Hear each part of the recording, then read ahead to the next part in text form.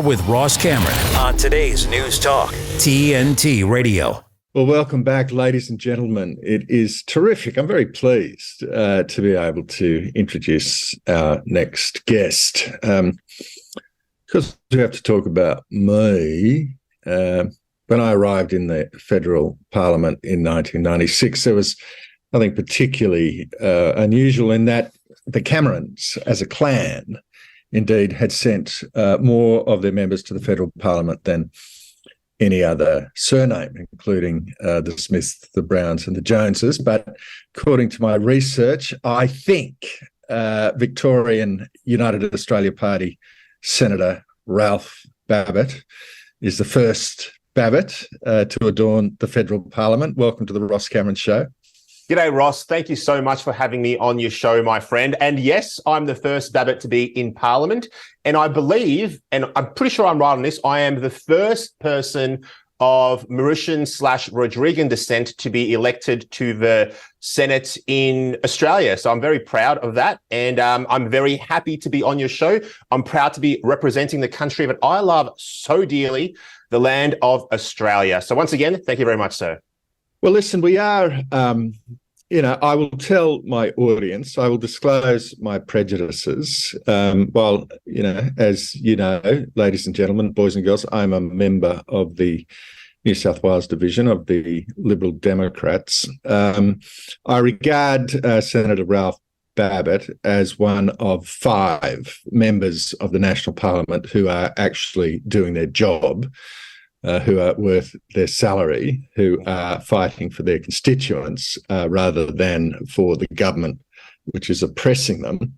But we're interested in origin stories, Ralph. And you say you're the first of what, Mauritian/ what was the second descriptor? Rodrigues. Okay. 2 very small islands, very close together in the Indian Ocean, not far off the coast of Madagascar. That's interesting. So now, would Mauritius be Islamic majority? No, most definitely not. At the moment, I guess it would be probably a Hindu majority at the moment. But I myself am a Roman Catholic. Okay, so tell us about I've heard reports and rumours of another Babet brother who was a bit of a political activist, but you've also been commercial weapons. I mean, just tell us a little bit about the family you grew up in. Yeah, so I grew up in a very strong traditional family. Mum, dad, of course.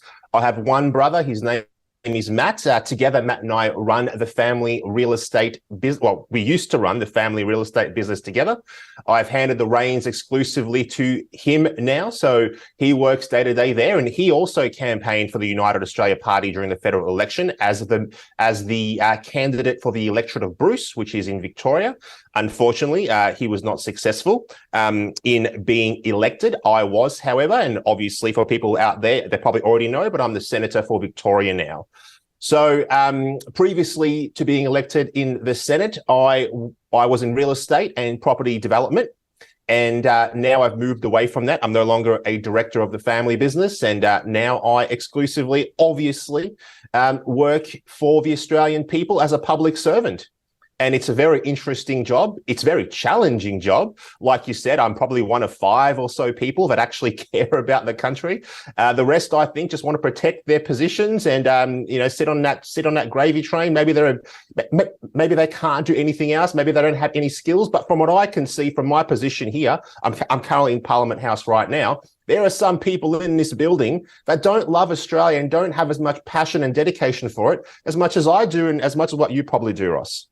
Well, it's a curious situation where I regard the Enid Blyton famous 5 as Pauline Hanson and Malcolm Roberts, Gerard Rennick and Alex Antic, and Ralph Babet. So we've got 2 One Nation, 2 Liberals, 1 UAP. How do you describe it? Does that feel accurate to you? Are there any you would add or remove from the list? Oh, I think that's pretty accurate. I think I might give an honourable mention there to Senator Matthew Canavan from Queensland. He's a pretty stand-up guy. Matt. Happy to add Canavan. Happy to add Matt, So we get the Nationals. They get one Guernsey on the team. They got one in there. So, well, listen. So what drew you to the UAP? Yeah, look, what drew me to the UAP is I saw a party that believed in traditional conservative Australian values, and a party that wasn't ashamed to scream out from the rooftops, Australia first. Australia is important. We must love our country. We must defend our own. I saw that and I thought, gee, that sounds good. And I started looking into Clive Palmer because, as many of you would probably already know, Clive Palmer is the chairman of the United Australia Party. Looked into his backstory. I saw that he's a self-made man. He started from not much, worked his way up the food chain, and eventually became the man that we knew today. And I could really respect that. I could respect the man that, came from humble beginnings to becoming one of the world's richest men. And I thought, you know what? He's got a good story. He's got a good message. He obviously loves his country. Obviously, that's undeniable. And I got along on that wagon, and I thought, you know what? Sounds good to me. I was originally, this might surprise some of your voters. Originally, I was a Greens. Some of your listeners. Originally, I was a Greens voter when I was very young. When I was probably 18, 19 years old or so, because I was naive, I was stupid. I used to believe that the Greens were about the environment. How wrong I was. They couldn't give diddly squats about the environment. What the Greens are is they're really just Marxists. They're green on the outside, but they're red on the inside. They are watermelons. That's what they are. So happy to have found my political home with the United Australia Party. And really, the United Australia Party, I think it exists because the Liberal Party, as we know them today, have walked away from all of their values as far as I can tell, and they're not standing up for traditional conservative Australian values anymore. So that's why we exist. Well, my colleague, John Ruddock in the New South Wales Parliament, when I asked him what are the most distinctive, fresh impressions on your mind as a newly elected upper house member, one of the things he said did relate to the Greens. And he said, look, all I would say, while he entirely endorsed your thesis that there's nothing eco about the Greens, they are an entirely Marxist income redistribution revolutionary party, tear down the institutions. But he said they are the hardest working in the parliament. He said, and the Greens are here early in the morning. They've got all their staff, their activists, their volunteers, their members in caucus. I agree. They're strategizing about what motion they're going to introduce, what they're going to support and oppose. They're preparing research papers and bills. They are indeed the hardest working. What is your response to that? I would agree with that completely. And I'll expand upon that as well. It's not just the Greens that are in our respective parliaments that are very hardworking. It's the left in general. These people are militant. They will fight for what they believe in tooth and nail. They will be active. They will go to meetings. They will be on the street. They will protest. They will do whatever it takes to push their cause. And this is the problem. I think that the average everyday person, the person who might describe themselves as conservative or more traditional, is too busy living their life, going to work, paying their bills, raising their kids, to really be overly worried about what's happening in Parliament House or what their elected members are up to. They're comfortable in their life and they just want to be left alone. And I get that. But the time for that type of inaction is over because the left, like I said before, they believe in something, they fight for it, they go for it. Mums and dads at home, you're going to have to take a greater interest in the political process. You have to take that aspect of the left, their hard work, like you mentioned before, and apply that to what you believe in. Because if you don't do that, you're going to lose Australia and you're going to wake up broke, homeless, and destitute on this land when we once had so much plenty previously. Because Australia as a nation right now, in my opinion, we're going downhill. We're not going uphill. So people at home, please take a greater interest in the political process. Okay, well, I'm interested in your sort of personal evolution from a late teenage Greens voter to being what I'm guessing, looking at you, you wouldn't be much over 30. How old are you? I'm 40 years old. I just turned 40 recently. 40 years old. 40 years old. Well, you've still got that sort of the look of the fit, well turned out real estate agent about to, or maybe auctioneer about to conduct a sale. You're looking good. Thank you, sir. But you went through this personal evolution where you started out as the sort of naive, not well-informed, probably idealistic, thinking that there was one party who at least cared about the environment. You went through an evolution, had a collision with reality, and now you represent the UAP as a senator for Victoria. But I'd be interested to know, is there any issue on which you have undergone a similar kind of evolution in your thinking since you got elected? Is Ralph exactly the same in outlook as he was the day he was sworn in? Or would you say your thinking has evolved or changed in any area? Yeah, look, I'll make a brief comment on that. When I first walked into this building, I had in my head something a little bit different to what the reality is. When I walked in, I thought I'd be coming into a learned place with intelligent individuals, much smarter than me, much better than me, so much more intelligent. And I've walked in here, and I think half of the people in this place, if they weren't part of a large party machine to get them into the position that they're in, they'd be somebody that literally achieved nothing in the outside world because they are not intelligent, they are not bright, they're not cluey about things that are happening around them. And that's something that I was actually surprised at. So I was very intimidated when I first walked through those doors in Parliament House. I thought, oh my God, what am I doing here? You know, I can't do this. Look at all these people. They are, you know, I've seen them on TV. I've seen them on Sky and, you know, Channel 9 and 10. It's so intimidating. I walk in, these people couldn't string two words together if someone didn't write a script for them. It was incredible. So that was a bit of a difference for me. And that's something that I want people at home to really think about.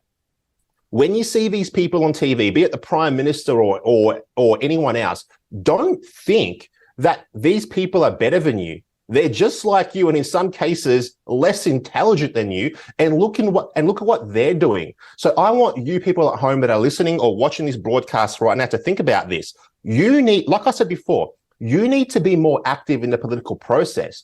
Don't let them make you feel like you can't do it. Don't let them make you feel like they're better than you or anything like that. You would fit right into this place. And I guarantee most of you would do a better job than who's elected at the moment, because the people that we have in these positions of power at the moment, I'm telling you now, most of them do not give a stuff about you. All they care about is protecting that job and staying right where they are because it's comfortable and they're used to it. And this brings me to another point. I actually think that potentially we need term limits because the days of the career politician have to come to an end. Because when you have someone that sits in a position of power, like some of these people sit for 10, 15, 20 years, maybe longer, they forget what it's like to be a regular everyday person. They forget what it's like to live like you, to pay your bill, maybe to miss a bill here and there. They don't understand the cost of living pressures that you're going through because they're so disconnected from the average person that they can't represent you. So get involved, like I said before, in the political process and make sure that we can potentially bring the days of the career politician to an end. Politicians should come in as a public service, do their time, serve their community, serve their country, and then piss off somewhere else, go back to the private sector. Don't sit there, don't get stale. That's what I'd say. Okay, well, I really judge, I'd say there's lots of politicians. Let's say I agree with you that there is a significant proportion of elected members because of the way in which the sort of two major parties, or, let's include the Nationals, leave the Greens to one side because they are a different breed. But yep. The major parties wind up herding through the race, a lot of time servers and sort of essentially rewarded factional bosses, etc. But I judge, and so many politicians, indeed most, I would say, would go from The moment they enter Parliament to the moment they leave without voting against their party. Many would go without ever speaking against their party. And they are, in effect, so many drones, so many members of a Greek chorus, so many sheep bleating in unison. So I respect, admire, in fact, judge the value to the citizen of a politician, in part, on their capacity to form an original, distinctive, and, if necessary, dissident view on a subject. I must say that I was very refreshed and encouraged by your recent, I saw your appearance on the, I think it was our Avi Yemeni Rukshan, Real Rukshan podcast. Yes. Followed up by an appearance on Corey Bernardi's show on Sky, in which you had a pretty big flash outside off stump goodness. On a vital question of both Australian and global foreign policy. Do you want to give our audience a sense of? Absolutely. Let me give it to you right now. So essentially, I think one of the only parliamentarians that's openly come out on national TV and said, hey, look, we need to talk about the Ukraine. And not just let's send more money and let's keep the war going, but we need an exit strategy. We need to start talking about bringing this conflict to an end, because as far as we know, about 500,000 people so far have either been injured or lost their lives by most accounts.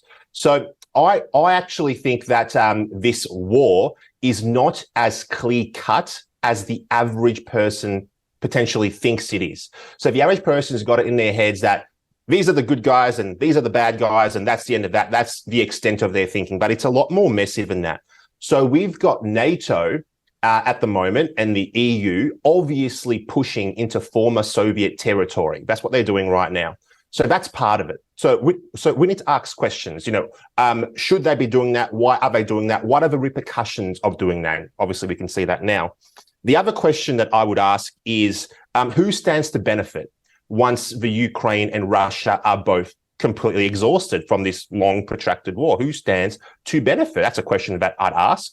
And, at the end of the day, the left used to be, the people that would stand out there with and, call for an end to conflict, make love, not war, and all this kind of stuff. But today we live in a strange world where the left is actually pro-war, advocating war. So I think that we need to start to change the conversation that we have here in Australia to say, okay, there's a conflict, but instead of doing everything we can to promote the conflict, let's open up that conversation about how do we bring it to an end? How do we do it how do we bring an end to this conflict? Now, I don't have all the answers as to how to bring this to an end, but we at least need to talk about it.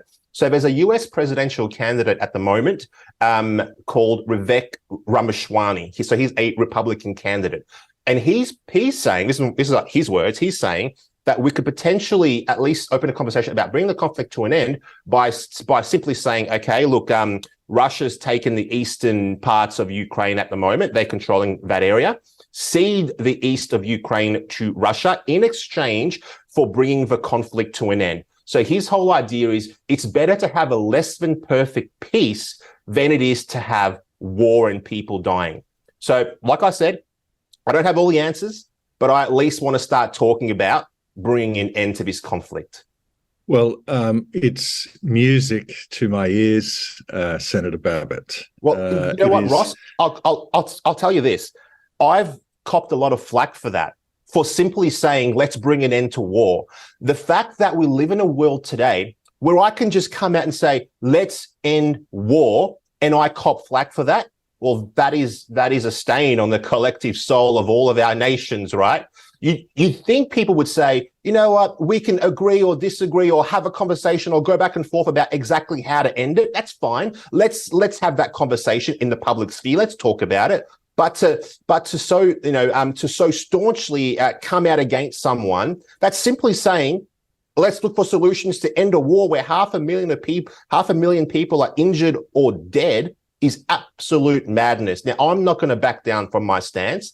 I'm not going to, roll over like some other politicians might. I'm sticking to it. I'm going to say it now, and I'll keep saying it. We need to look for solutions to bring it to an end. Because at the end of the day as well, yes, there's a conflict happening in the Ukraine right now and people are dying, but we also need to think about, our interests as well here in Australia. We've got a cost of living crisis. We've got people living in their cars. Our government sent around $800 million already to the Ukraine. And all that's happening as well is we're pushing Russia closer towards China. So all of these things have to be thought about. It's not just a simple black and white, good guy versus bad guy. There's so much going on here. Well, look, I would make you the Minister for Foreign Affairs in a heartbeat. I think what we see, and I'm interested to understand your analysis of why it is. But if you were, you say the average Australian may think of it purely in terms of goodies and baddies. I think the average Australian has very largely woken up.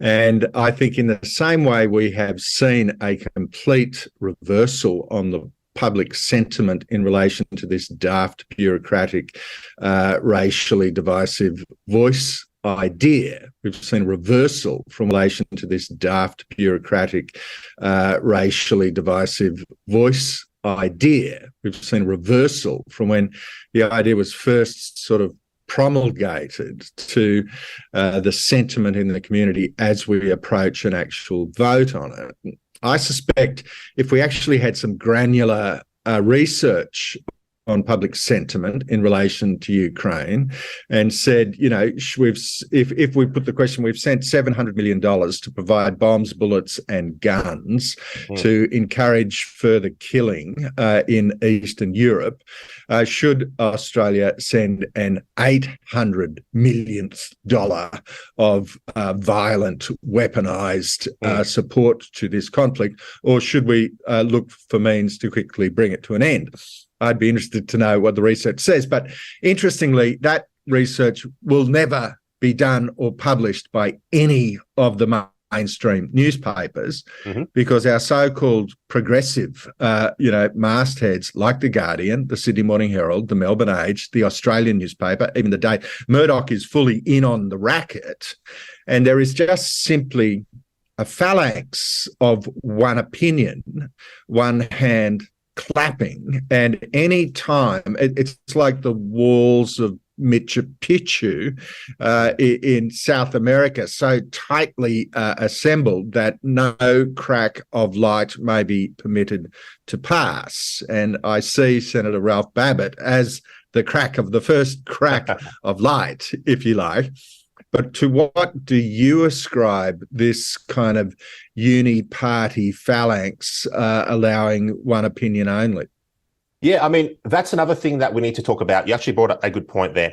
Why aren't our media organizations presenting another side of the argument? They're just not doing it. Like you said, there's only one side being presented. Who has to gain from this conflict? What do they have to gain? All of these questions need to be asked, and they're not being asked anywhere at the moment. And this goes to show how much control and power over the minds of people big media has, mainstream media has. Mainstream media, they have a monopoly on the narrative of the day. They can decide what is true and what is not true, essentially. They control what you think. They control what you feel. And I think that people like yourself and others in the sphere that you're in are very, very important, because you are taking a hammer to mainstream media bit by bit. You're chipping away at them. We need to break up the monopoly of the mainstream media. Journalists like yourself, citizen journalists and all the rest of you, doing a very, very important job, because without yourself, there would be pretty much no other side to the official mainstream media story. And this actually segues really nicely into the mis and disinformation bill that's coming up right now in Parliament. So for the people at home that don't know what the dis and misinformation bill is, I'll give you a quick rundown. So under the Morrison government, there was a guy named Paul Fletcher. So Paul Fletcher was the former communications minister. Paul Fletcher at the time had an idea for a dis-misinformation bill. This bill, when you break it all down, essentially what it does is it says, if the government deems something to be not true, and the government themselves decides what is not true, then social media platforms, etc., would have to remove whatever they said was not true off of their platforms. And if they didn't, they'd be up for millions of dollars of fines. Paul Fletcher, under Scott Morrison, could not get that through. He could not get that through. And this goes back to what you said before about the uni party. They put it to the side. Obviously, they lost the election. Labor comes along. They've won the election. They pick up the bill or the ID for the bill. And now they are going to run with it. So now they're going to put it through. So this bill is another nail in the coffin for truth, as far as I'm concerned, because it has the ability to literally allow the government to mandate what is allowed to be spoken about and what is not allowed to be spoken about. And if the government becomes a censor on speech, well, you're very quickly going to lose democracy not too long after that. So I am obviously fighting back against this dis bill because I think it's an absolute danger to all of our freedoms, more dangerous even than a standing army at the gates. Because if there was a standing army at the gates coming through with all the men and guns and tanks and planes, etc., you'd know exactly where to focus your attention. You'd know exactly where to look, where to pick up your rifle and charge towards. But with this dismiss bill, they could kill democracy and the average person wouldn't even notice. So like I said before, what you do is very important. And, this bill is also a great example of how the two major parties are almost exactly the same. I know I'm going on a tangent here, but I think this needs to be said. So Labor and Liberal, what I like to describe them as is two wings on the same bird. Two wings on the same bird. They're very, very similar. They both support net zero. One says, let's do it by Y date. One says, let's do it by X date. They both are dictated to by the UN, WHO, and WEF. They both support digital ID. They both support the dismiss bill. They both support the voice. One says put it in the Constitution and one says legislate it. That's where we are today. Ladies and gentlemen, you've been listening to Senator Ralph Babet, United Australia Party Senator for Victoria. I find him a breath of fresh air. We didn't even have time to get around to his excellent new bill, which is the Pharmaceutical Accountability Bill, which is seeking to avoid this extraordinary situation where pharmaceutical companies have been immunised from the cost of injury from the drugs that they make in relation to these very dangerous and ineffective COVID drugs. Ralph is leading the charge in the Senate on that subject. We don't have time to go there now. But Ralph, we're, as just one Australian citizen from a different political party, I want to say I regard you as an adornment to the place. You're one of the six making a difference. Go well. Godspeed. Thank you, sir. I'll come back next time. Bye-bye. Look forward to it. Well, there you go, ladies and gentlemen. I said at the opening of the interview, 5 members of Parliament were doing their job. What I would like to say, I have retweeted, as discussed, John Ruddock's